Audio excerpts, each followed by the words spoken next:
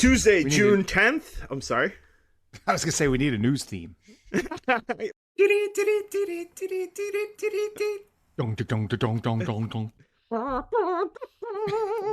Oh, that's good. What happens when three high school friends reunite during a Trump apocalypse? I'll tell you what happens. They do a podcast, little buddy. Los Angeles Riot News episode. You are watching Generation Exile.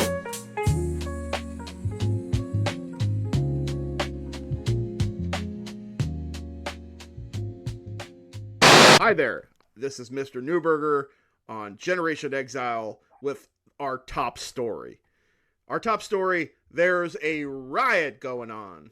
You know that song, right, Dave? I love that song. Sing that song for us, Dave. I know you'll know it. There's a riot going on.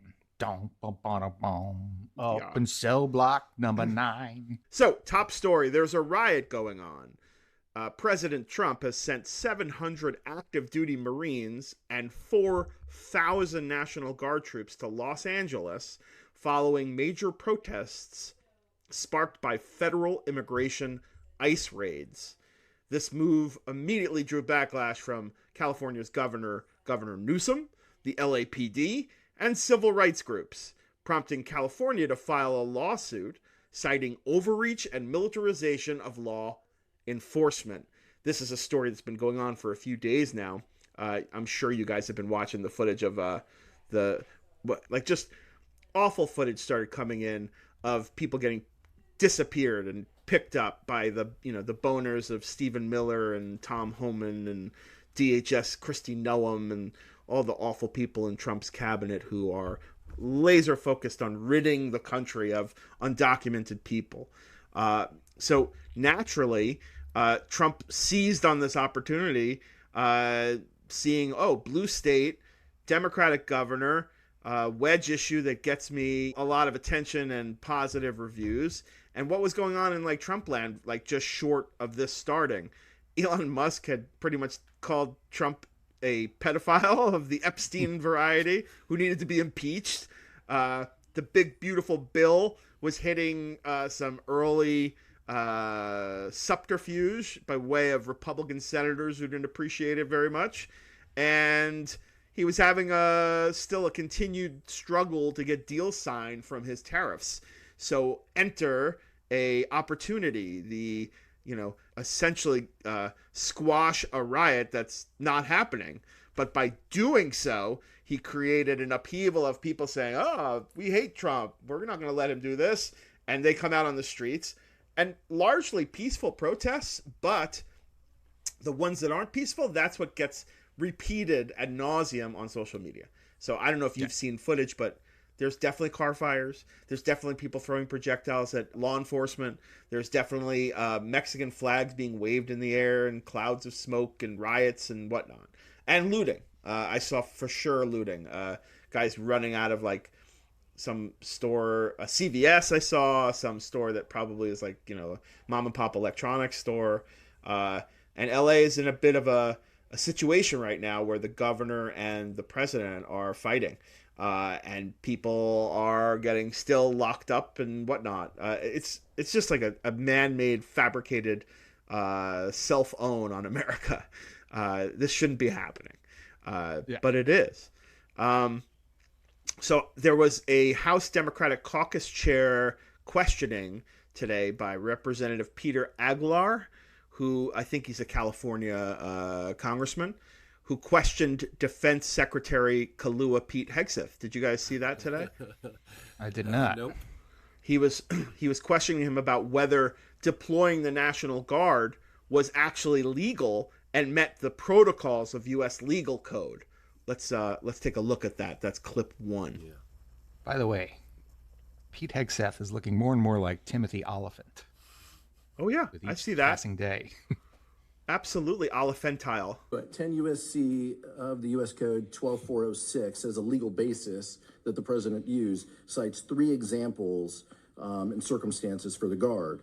Invasion by a foreign nation, rebellion or dangerous rebellion against the authority of the government of the United States, or the president is unable for with regular forces to execute the laws of the United States. Which authority is triggered here to justify the use? I don't know. You just read it yourself and people can listen themselves, but it sounds like all three to me. One bourbon, one scotch, one beer. So as you heard, Pete Hegseth essentially says it's everything. It's, a foreign invasion, lost control, although the legal code says lost control by the president. It was bad enough when they sent in the National Guards, but now they're sending in the Marines also, which, according to top Pentagon officials, dispatching the Marines is going to cost $143 million. Wait, for 700 guys? For 60 days. Oh my gosh. They should house them in Airbnbs. It would be a win-win for the local economy. Well, it's funny you say that, because that leads me to this image I'm about to show you. Oh, wow. See this image?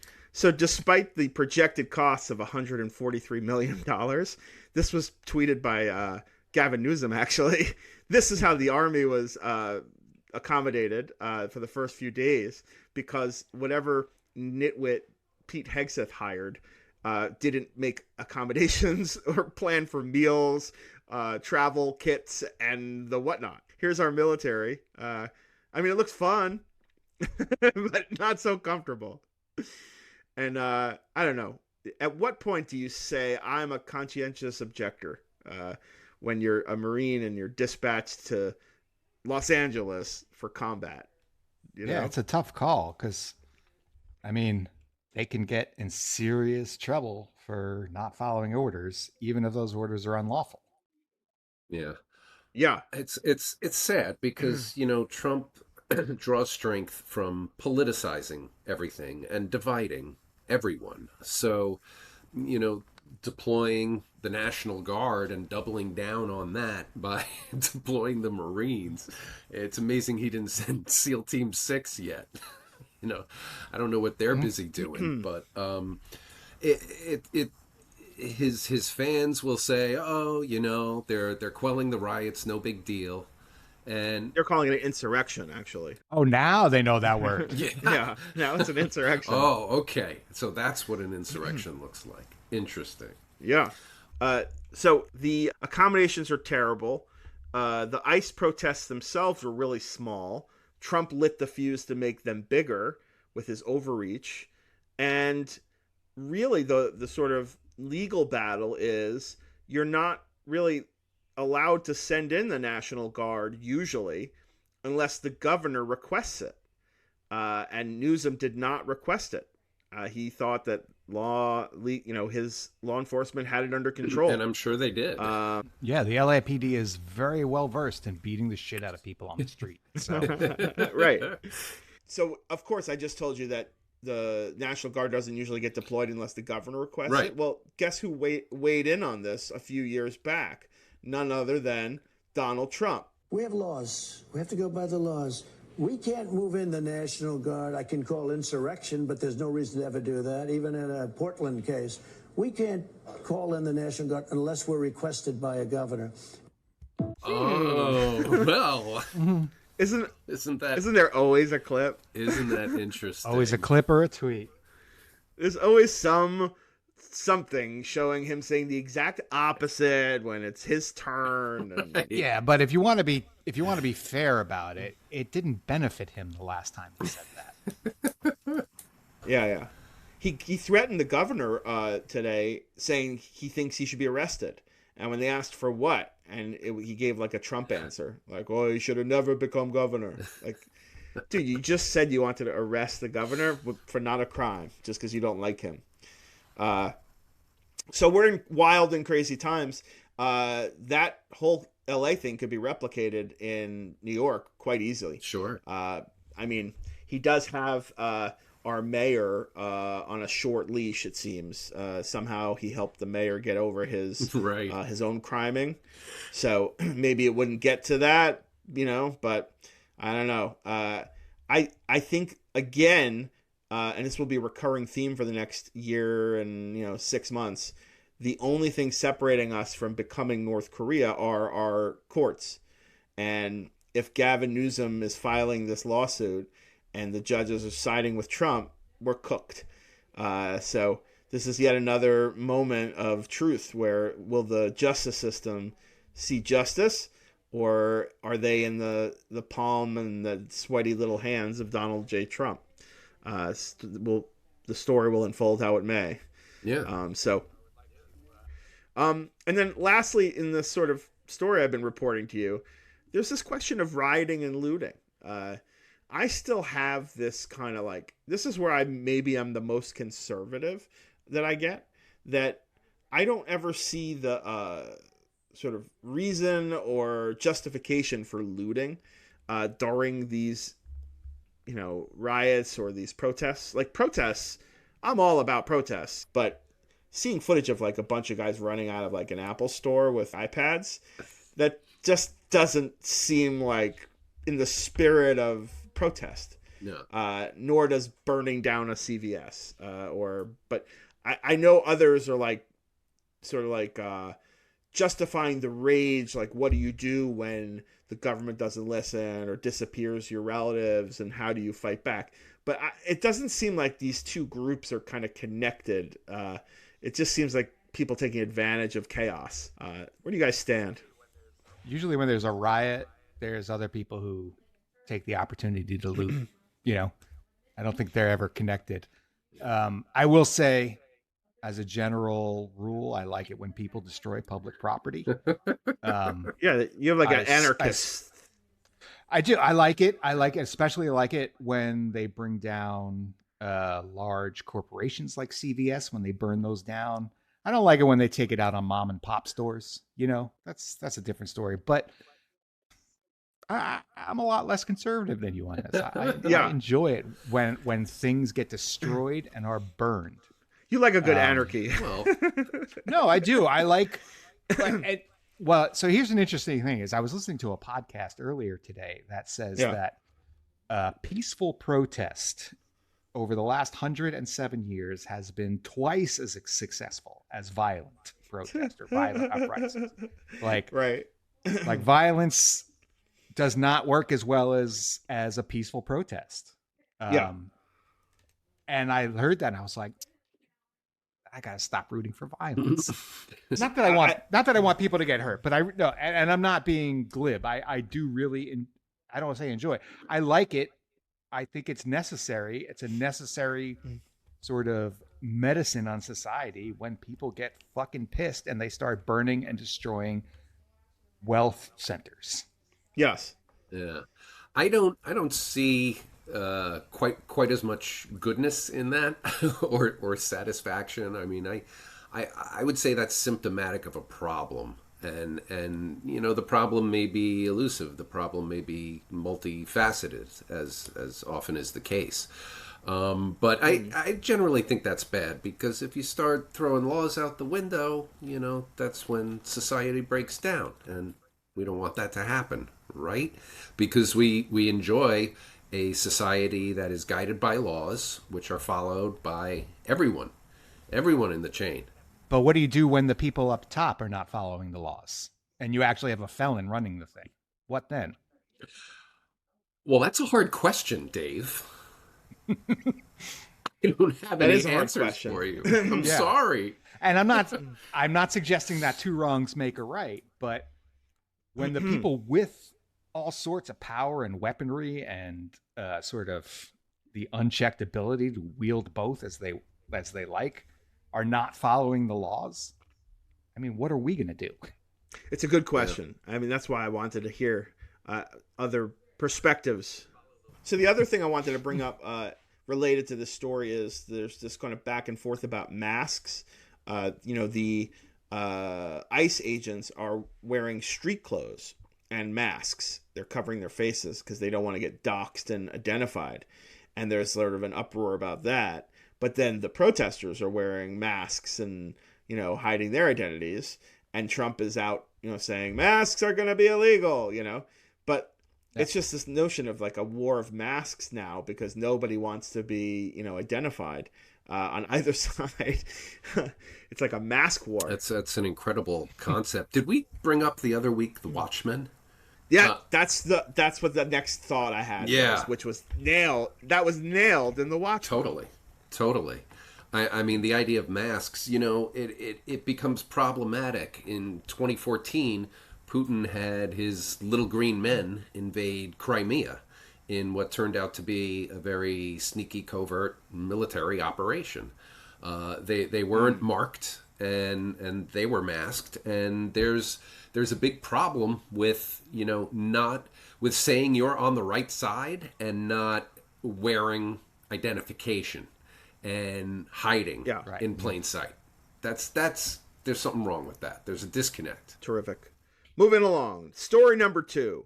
This was today that Trump announced today that he will wean off FEMA, the Federal Emergency Management Agency. That nice group of folks that comes in after a hurricane or a tornado and helps clean up and bring normalcy to people whose lives are shattered. Well, Trump doesn't like FEMA so much for whatever reason. And he said that the governors should be responsible for providing disaster relief instead of the federal government. So a direct quote was, "The FEMA thing has not been a very successful experiment, very, very expensive, and it doesn't get the job done." It's a very Trumpian thing to say. And I think I have more of his comment on clip 2, news clip 2, sir. And what's your message to the governors about how much more of an expense is going to fall to states? Yeah, well, it's not going to be so much to states. We're going to give out less money. We're going to give it out directly. It'll be from the president's office. We'll have somebody here. Could be Homeland Security, but we're going to give it out through a method where it's given out. As an example, I just gave out $71 million to a certain state. They were looking to do about 120. They were very happy with the 71 million. We did a little cutting, and they were very happy with it. So we're going to do it much differently. So every time there is a disaster, a hurricane, a tornado, a windmill attack, everyone in the state is going to have to write an essay about how much they love me, and I will decide how much to give. And none of this chat GPT crap. I want honest, heartfelt words that really sum up all my accomplishments, or quite frankly, sleep outside. Yes. Oh my God. But the sentiment of the first part of that quote was essentially Donald Trump making one of his Donald Trump deals. Like, they wanted 91 million and I got them down to 71 million. It's like, dude, you're not bargaining for like a 2-bedroom duplex in Central Park West. You're talking about like people's homes that have just been destroyed or wiped out, all their belongings flooded, their families moving, and it's like, what is wrong with this guy? It's the art of the deal, baby. Everything's a transaction. Everything's a deal. Yeah. If you wean off FEMA and at a federal level, at a national level, we don't have the infrastructure to respond to a super emergency, like a multi-state emergency. What happens when it's a multi-state emergency? And it shouldn't matter. Oh, hurricanes only hit one state at a time. It's fine. He also is suggesting that someone in his office will decide how to give out the money. In other words, red states get what they want, blue states can twist in the wind. A partisan approach to disaster relief is so dangerous. Oh my God. It's just like, this guy's like, yeah, my enemies, they're going to be, dead in a puddle. I don't care. It's just so un-American. They weren't going to vote for me anyway. It's not even like a Trump's a jerk. It's every single person who's voting and keeping this guy in power is a jerk. And God forbid, I mean, no one on the left would ever do this. That's what's insane. No sane, compassionate person with any responsibility would decide to bifurcate, I think is the word, the FEMA aid to just his political backers. It's so wrong. Yeah, it should be called out full-throatedly. Absolutely, it's horrible. So I didn't want to end on a downer note. So the next story is actually good news. There is speculation after photos of Trump from the UFC event he went to the other night, and recent other events where he was outside walking around in his, blue suit that he always wears, that he's hiding something in his pants, and not in a good way. This was the one from the UFC night. This is Trump wearing, a UFC belt. One of the UFC fighters who probably just won is behind him. And then you gravitate down. Did that zoom in work for you guys? Yeah. Yes, it did. Worked a little too well, actually. Yeah, that's there's a bulge in his pants. Dear Liza. I wouldn't call that yeah, that's not a bulge. That's like a fiber optic cable. A Slim Jim, if you will. Yeah. And he doesn't have like a narrow, skinny penis. That's for sure. We could all agree on that, having not seen it. We just know. So what the hell is that? And some keen observers from the medical profession suggested that, or one line of thought is that he has what's called a Foley catheter, a tube that's inserted into the bladder to drain urine into a bag that's strapped to his leg. And a Foley catheter is used to drain the bladder when a person cannot urinate on their own. So essentially, Trump is incontinent, which would explain why he wants to take over Canada, so he could be incontinent. But yes, so that's one theory. And if you are of the Foley theory, the Foley catheter theory, God bless you. The other theory, this is image 2 that you're looking at now, right? Yeah. And you can see that there's something going on the lower end of his legs there. It's not just, it's not just up in the top in the schmeckel area in his fupa. The fat upper president area? Yeah. The other line of thought is that it's not a Foley catheter, but it is a foot drop brace or bilateral leg brace, which is common in treating late-stage frontotemporal dementia. I'm going with that one. A progressive degeneration of the brain's frontal and temporal lobes. And somehow these deep drop, bilateral leg braces help you as a patient with that kind of dementia. Now, that dementia only usually attacks people in their 60s. This guy is turning 79 on Saturday. Yeah. So it may not be that, but there's certainly something they're not talking about. They have been talking about that for a long time about him. The way he stands is, I guess, symptomatic of it, where he's leaned forward and, you need those braces to kind of... Yeah, he leans forward while he's in these press conferences. And there's also talk of bruising on his hand caused by an IV that's also, works with the theory. Yes. It seems so unnatural and nearly physically impossible. Yeah. But, yeah. Wow. So that's a cheer up. That's a cheer up story, right? Yeah. And something to look forward to. Well, so I mentioned that his birthday is on Saturday. Trump's birthday is on this coming Saturday, and they are throwing him a nice $40 million military parade. It's not for him, Jer. It's not for him. Sure. The fact that it's on his birthday is just a coincidence. We're celebrating military life. It's a great country. Right. Well, to sort of make that point, I want to play clip 4, which is a Mr. Newberger AI funny about the parade that I've prepared for us. I wanted to see your reactions. I don't know if you saw it or not, but here it is anyway. This is in the style of Harry Richman, who wrote "I Love a Parade." You know that song? I love a parade. This is Yes. This is the Mr. Newberger's version. All right. Roll Hit it. I love a parade with tanks rolling down Constitution's lane. Old generals made the march through the rain.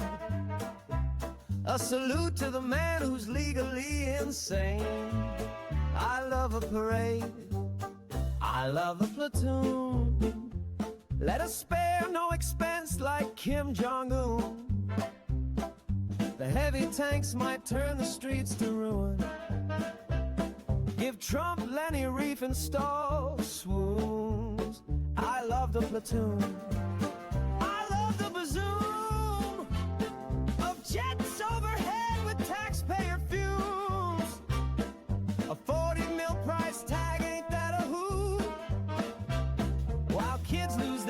Russian vets get the boot. I love the kaboom. He's cutting your meds and your Medicare too.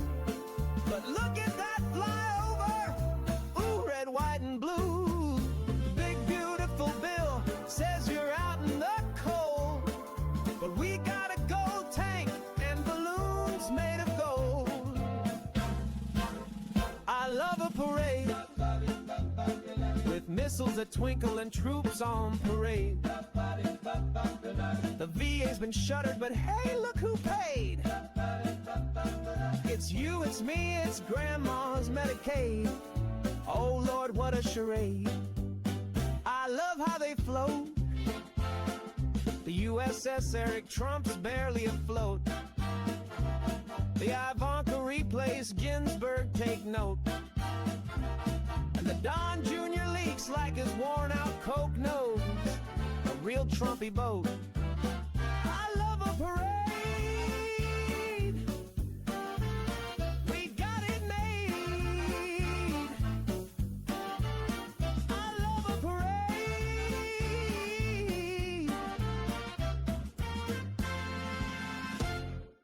Really hate that sad loser, Mr. Newberger. Who, me? That's hilarious. And just to excellent. Thank you, guys. Thank you. To further end that segment, all of Mr. Newberger's music is now available on Spotify, Amazon, and Apple Music, and YouTube Music, at all the platforms. If you want to download, stream, please do so. All your favorite Mr. Newberger songs are there.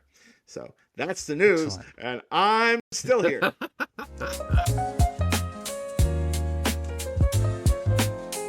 You are watching Generation Exile. Really hate that sad loser, Mr. Newberger. Who, me?